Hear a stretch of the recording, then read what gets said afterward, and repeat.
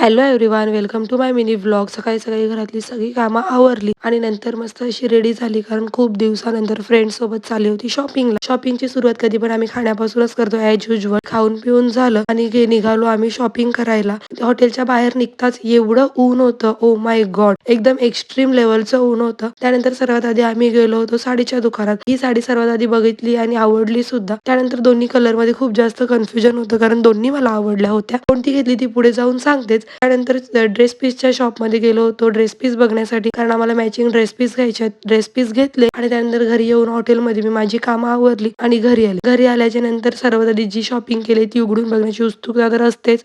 So मी अशी green कलरची sari choose केली, कारण ग्रीन कलर नव्हता माझ्याकडे आणि सुंदर वाटत होता. ग्रीन कलर खूप छान वाटत होता. त्यानंतर सिंपल सोबर असा आम्ही ड्रेस पीस घेतला होता, ज्यामध्ये गरम करणार नाही, कारण आम्हाला तो उन्हामध्ये घालायचा आहे. आणि जी काही शॉपिंग केली ती उघडून बघण्याच्या नादात रूमभर पसारा झाला होता, तो आवरला. असा होता आजचा दिवस.